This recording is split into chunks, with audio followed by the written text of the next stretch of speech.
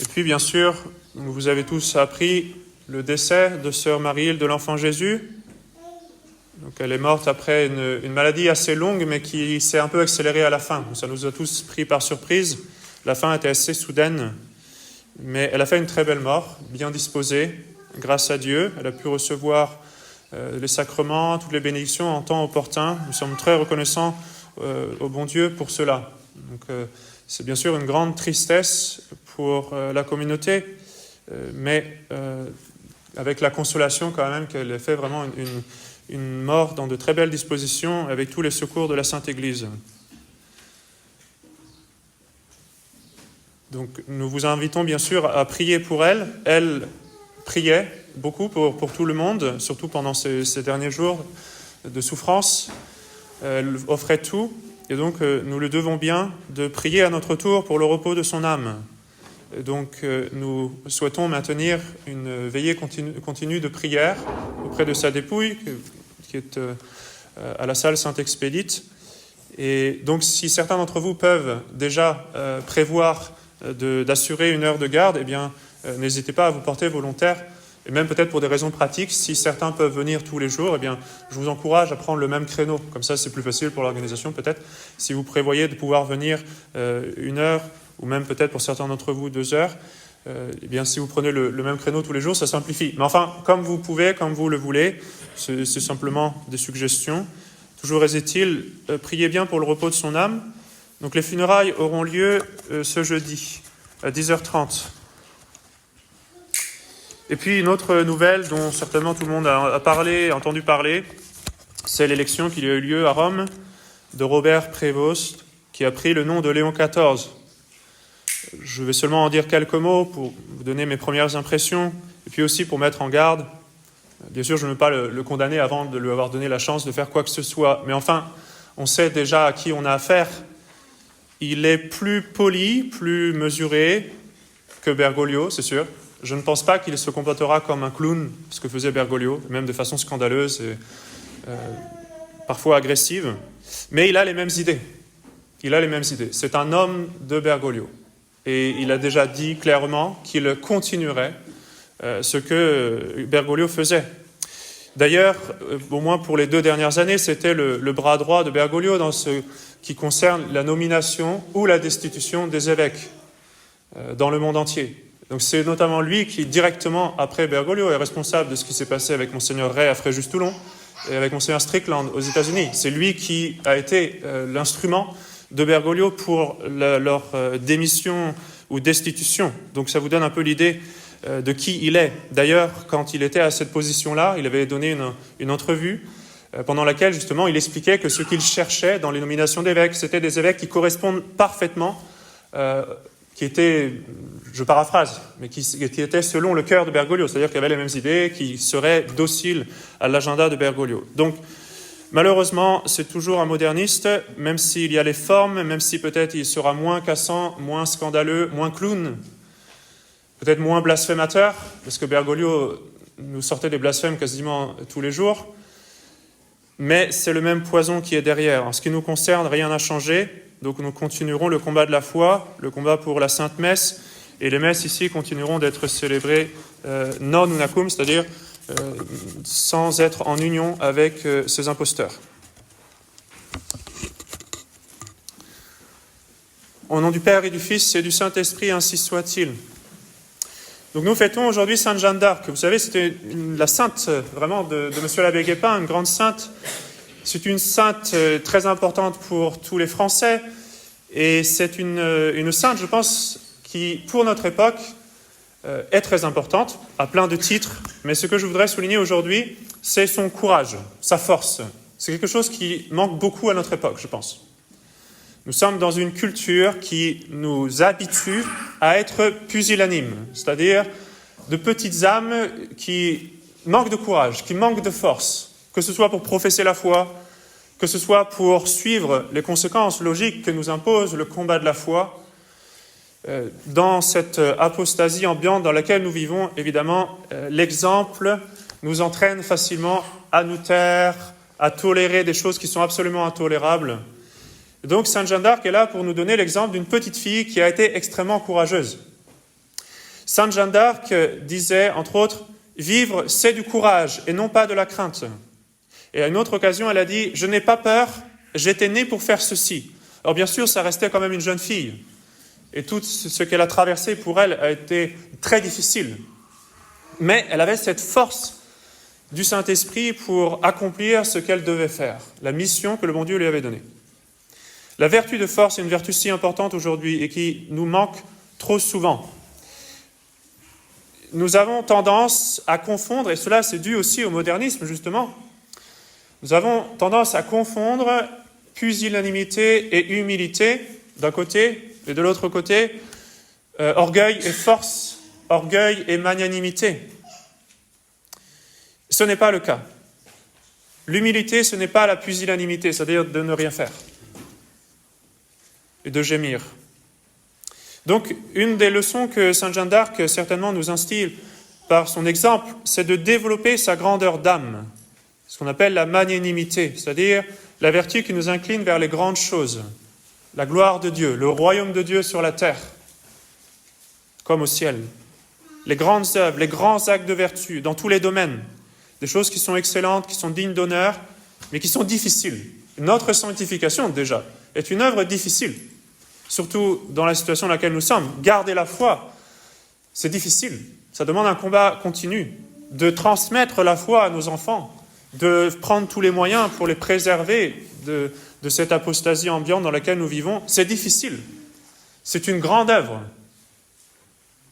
Saint Thomas d'Aquin rattache la magnanimité à la vertu de force, parce que justement, la magnanimité nous permet de surmonter la crainte des difficultés pour accomplir ces grandes choses. Et le contraire de cette vertu, c'est la pusillanimité, c'est-à-dire la petitesse d'âme. C'est une fausse humilité, la pusillanimité. C'est une fausse humilité. Souvent, elle se fait passer pour l'humilité. On la cache, on l'excuse sous couvert d'humilité. Et c'est une petitesse d'âme qui consiste à se laisser décourager et ne pas entreprendre pour la gloire de Dieu des œuvres que l'on pourrait et surtout que l'on devrait entreprendre, de prendre les moyens pour accomplir la volonté de Dieu, pour se sanctifier, pour sanctifier ses enfants, pour s'organiser aujourd'hui, pour pouvoir avoir la messe, pour pouvoir continuer à avoir des couvents, la vie religieuse, etc., etc., tout ce dont l'Église a besoin. Cela demande une force d'âme. Et si nous bénéficions aujourd'hui, par exemple, de cette chapelle, de la présence de la communauté des Sœurs de la Sagesse, la Maison Sainte-Anne, etc., c'est parce que, avant nous, certains, justement, ont eu la force nécessaire pour tout mettre en place.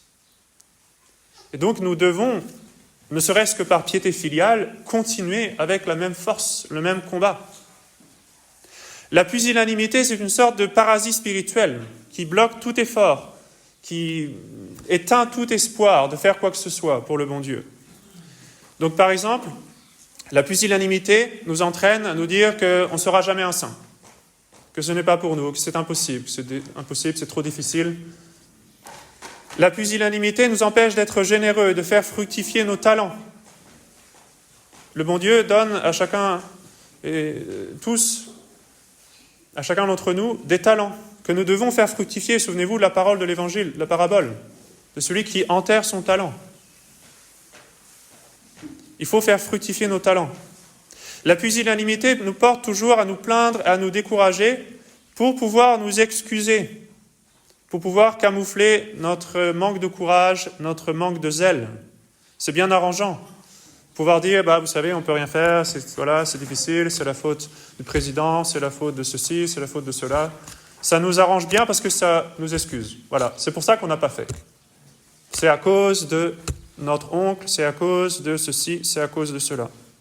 Donc la pusillanimité nous fait fuir des responsabilités de notre devoir d'État en tant que père de famille, mère de famille, du travail, non pas par humilité, c'est une fausse humilité, mais parfois par paresse ou par lâcheté. La pusillanimité est également contraire à la confiance que nous devons avoir en la divine providence.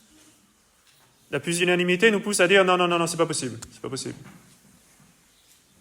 Mais on ne prend pas en compte dans notre réflexion la providence de Dieu qui s'occupe de nous. Mais je pense que pour nous, cette semaine, de voir comment le bon Dieu a tout arrangé pour accompagner Sœur Marie jusqu'à la mort, c'était vraiment un témoignage très fort de cette providence de Dieu qui veille sur nous.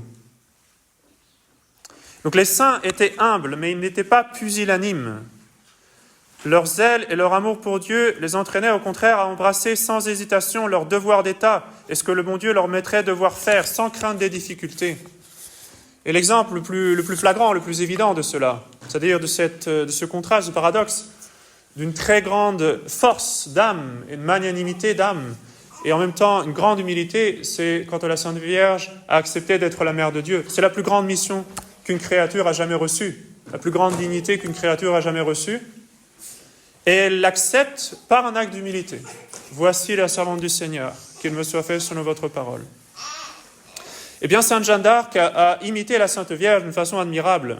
C'était une simple petite fille, très humble, modeste, qui n'a pas craint d'aller trouver des guerriers, des capitaines, des généraux, et même à demander à voir le dauphin, toute petite fille qu'elle était. Son humilité ne l'a pas empêchée de prendre le commandement de l'armée. Sainte Jeanne d'Arc disait « Je ne connais ni A ni B », elle ne savait pas lire. Mais c'est elle qui donnait la stratégie militaire, et elle le faisait avec une assurance. Le bon Dieu lui avait demandé de le faire, elle le fait. Sans hésitation. C'est une grande force, vraiment admirable. Et évidemment, les généraux, les guerriers, parfois, ils avaient des opinions contraires. Ils se disaient « Bon, elle est bien gentille, la jeune fille, mais c'est pas comme ça qu'on devrait faire. » Et Sainte Jeanne d'Arc, avec humilité, sans arrogance, sans vanité, sans rien, mais avec force, elle disait, c'est comme ça que l'on doit faire. Vous avez votre conseil, j'ai mon conseil. Le bon Dieu m'a dit, il faut faire comme ça. Et pour faire de grandes choses, il faut d'abord avoir une âme grande. Non pas grande d'orgueil, mais grande, c'est-à-dire qui aspire aux choses grandes, aux choses du ciel. Une âme qui se nourrit continuellement d'héroïsme. Au moins, elle aspire vers l'héroïsme, vers la beauté, vers la bonté, vers la vertu. Pas une âme qui se nourrit de mondanité, de superficialité, de choses de ce genre, mais une âme qui tend vers l'héroïsme. Et par conséquent, qui s'exerce à la méditation, à la contemplation, pour pouvoir passer ensuite à l'action. Ce que Sainte Jeanne d'Arc aussi nous invite à faire, c'est de ne pas laisser passer les occasions que la Providence nous donne, de pouvoir faire du bien. Sainte Jeanne d'Arc a été trouver Robert de Baudricourt, en lui demandant de la conduire au roi. « Il faut que je sois devant le roi, dit-elle, car il n'a point de secours que de moi. » Elle avait compris, le bon Dieu lui avait expliqué, c'est elle qui devait libérer la patrie. Sainte Jeanne d'Arc aurait pu refuser, elle aurait pu dire, bon, tant pis, c'est pas mes affaires. Elle a donné sa vie pour cette œuvre. Elle n'a pas laissé passer cette occasion. Il faut encore, Sainte Jeanne d'Arc nous montre l'exemple, il nous faut une certaine intrépidité, c'est-à-dire une certaine hardiesse que rien n'arrête et qui revient à la charge quand il y a des difficultés, quand il y a des revers. On saisit les occasions que le bon Dieu nous donne, et si ça ne fonctionne pas, on recommence.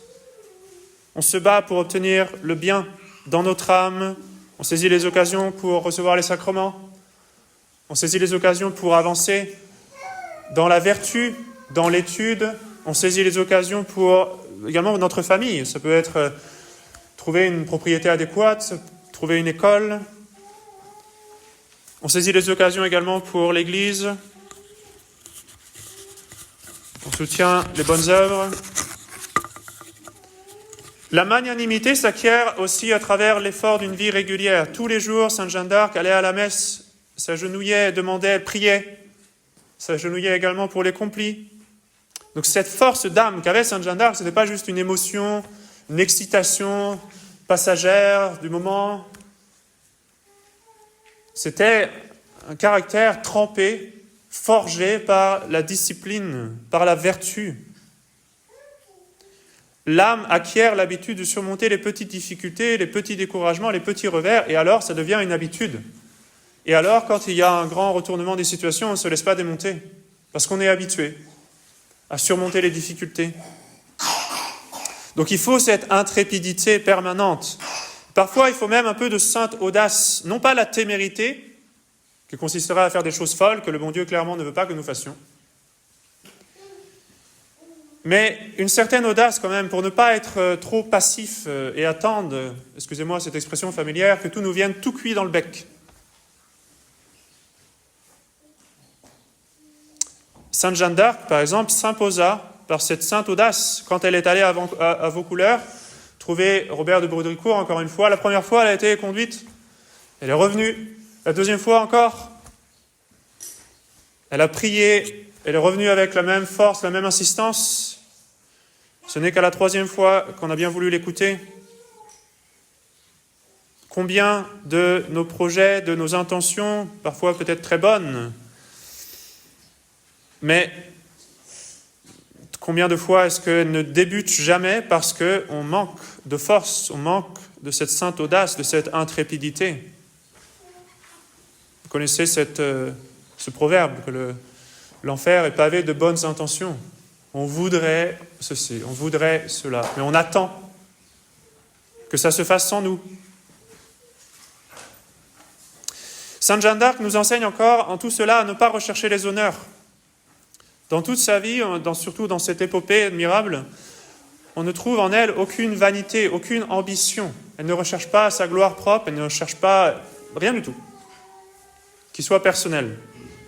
Lors de la triple donation, par exemple, un événement admirable dans lequel elle demande au dauphin de lui donner le royaume de France, il n'y a pas de m'as-tu vu ou de je ne sais pas quoi, elle ne va pas se vanter de « Ah, ça y est, vous avez vu, je suis la reine ». Non, elle a une mission à accomplir, elle le fait pour le bon Dieu, elle sait ce qu'elle doit faire, elle ne cherche que la gloire de notre Seigneur, elle cherche à établir le règne du Christ roi, c'est tout. Elle renvoie toute gloire, tout honneur à Jésus et Marie. Alors bien sûr, Sainte Jeanne d'Arc, elle a reçu des grâces extraordinaires pour accélérer un petit peu ce processus de sanctification. Dans notre cas, très souvent, ce qui se passe, c'est que le bon Dieu nous amène à ça par des épreuves qui nous purifient. Justement, des moments où nous sommes en train d'accomplir notre vocation, notre devoir d'État, de mère de famille, de père de famille, quelque chose, et il y a des revers, et il y a des incompréhensions, parfois de nos proches, de nos supérieurs, et cela pour purifier notre intention. Mais il faut continuer. Il faut continuer. Justement pour arriver à cet état, comme Sainte Jeanne d'Arc, où on cherche uniquement à accomplir la volonté de Dieu, c'est tout. Sans recherche personnelle. À vivre non pas pour être acclamé, mais par amour pour Dieu, pour accomplir la volonté de Dieu. C'est ce qu'a fait Sainte Jeanne d'Arc, pleinement. Quand elle a été prisonnière, elle aurait pu attendre légitimement que les Français, ceux qu'elle avait aidés, fassent le nécessaire pour la délivrer. Elle s'en est pas plainte. Celui qui pratique la vertu de force se réjouit peu des honneurs reçus s'il y en a. Seul lui importe ce qui est accompli pour la gloire de Dieu. Sainte Jeanne d'Arc, c'est la libératrice de la France à ce moment-là. C'est un rôle incroyable que le bon Dieu lui a donné, mais à aucun moment dans sa vie on ne voit Sainte Jeanne d'Arc se vanter de cela, se pavaner, se dire, vous avez vu, rien du tout. Elle était à la tête de l'armée du roi de France, c'est un fait. Aucune trace de vanité. Donc elle a utilisé les honneurs que le bon Dieu lui donnait, mais juste pour accomplir la mission, c'est tout. Elle ne se recherchait en rien du tout.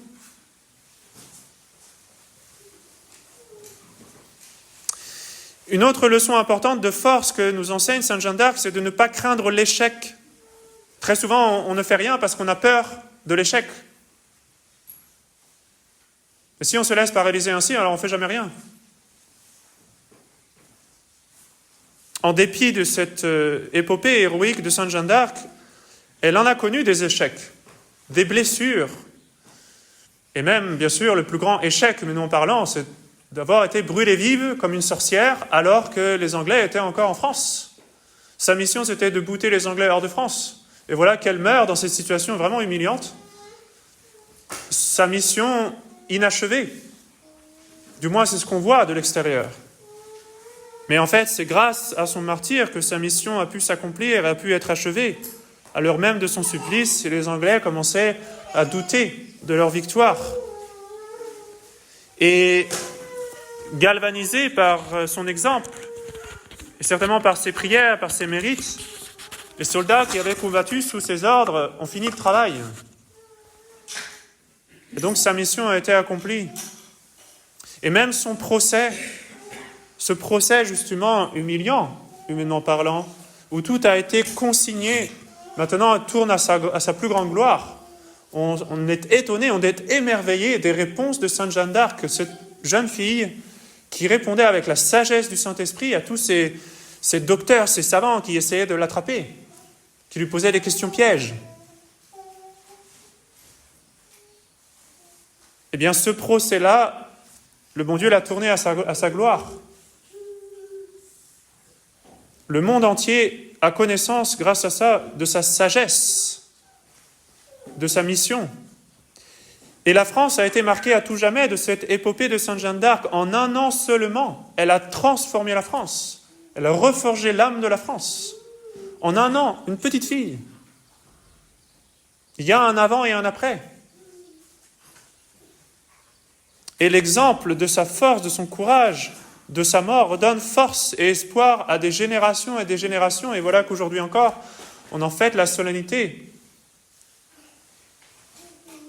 Tout ça, c'est Sainte Jeanne d'Arc, une petite fille, en si peu de temps.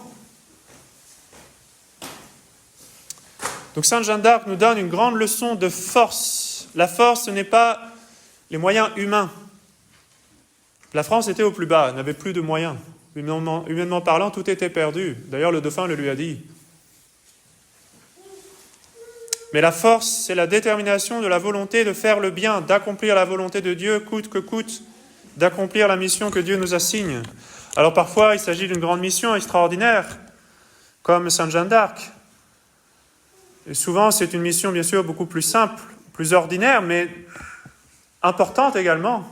Toute vocation, même la plus humble, peut avoir un effet multiplié entre les mains de Dieu.